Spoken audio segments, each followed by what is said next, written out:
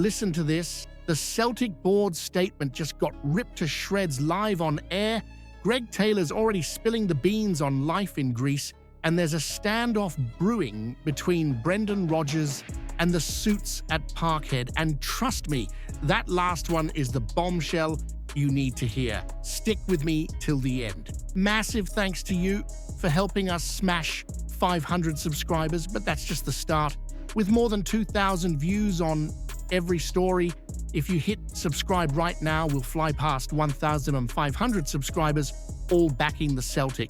Let's prove once again that our support is miles beyond anything the Rangers could ever muster. We have 6 news a day to keep you updated with the mighty Celtic. Hit that subscribe button and be part of it.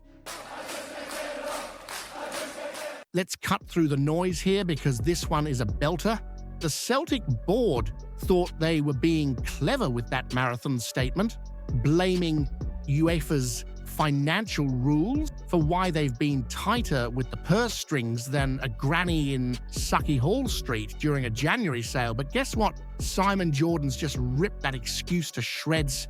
He's come out swinging, saying straight up, it's not true, and let's be honest, he's got the receipts to back it. Last season alone, Celtic made 35 million quid profit. The season before that, 11 million profit. That's nearly 50 million in the black across 2 years. UEFA say you can lose up to 60 million over 3 years, and here we are sitting with massive profit instead. So why is the board crying poor? Why are they acting like the European boogeyman's holding them back when in reality they're miles off even brushing those UEFA sanctions? It's like blaming the weather for missing the bus when you've not even left the house. And here's where it stings. Instead of owning up to a shambolic transfer window, they're deflecting, hiding behind rules that don't even apply to us in this case. Jordan's basically called them out for wheeling in a lie, and it's hard to argue otherwise.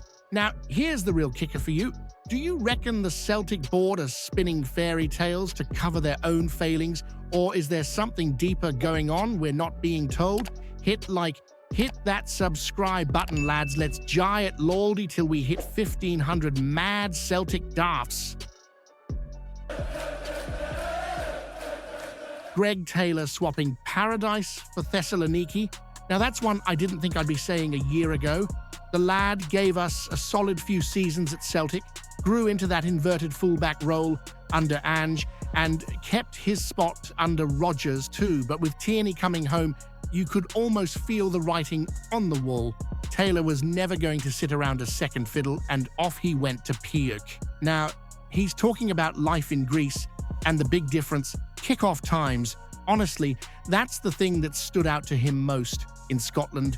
He was used to 12:30 on a Saturday, TV dictating everything, freezing in the rain while the kettles barely boiled.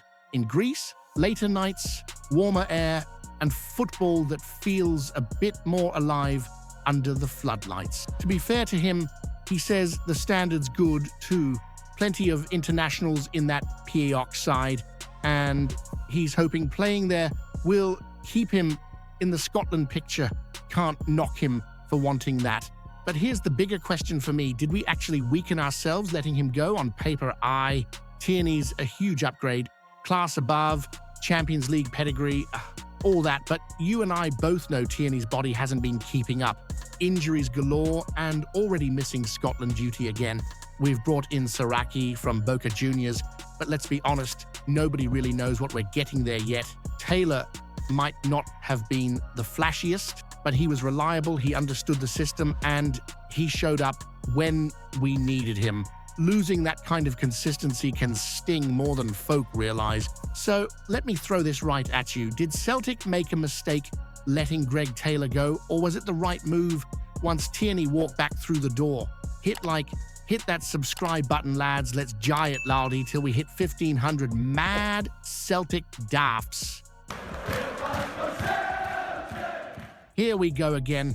The circus rolls on at Paradise, and this time it's Board+Rodgers stuck in a proper standoff with the board. Let's not sugarcoat it. The summer window was a shambles. No Broom, no Muntianu, no Dolberg. Every name linked, none of them in the door. Instead, we sold Nicholas Kuhn to Como, punted Adam Ida to Swansea, and ended up scrambling for Kelechi Iheanacho after the window had slammed shut. That's not planning, that's panic. Now, you've got Rodgers sitting tight, saying nothing in public, but insiders are spilling that the relationship with the boards in a bad way. Stephen McGowan even called it a standoff, and he's bang on. Think about it. Rodgers isn't about to walk away and give up a payoff worth £2.5 million. That's more than the board would ever spend on a striker. Never mind paying a manager to disappear, so it's a waiting game. Who blinks first? Rodgers or the suits in the boardroom? Here's the thing though, we've dominated Scotland. 12 league titles out of the last 13, 5 trebles. Absolute hegemony. But in Europe, that's where the cracks show. Every year, the same excuse. Oh, we're working hard. Oh, the market's tricky. Nonsense. This club makes millions upon millions, but when it comes to pushing the boat out for proper quality, suddenly it's excuses and penny pinching.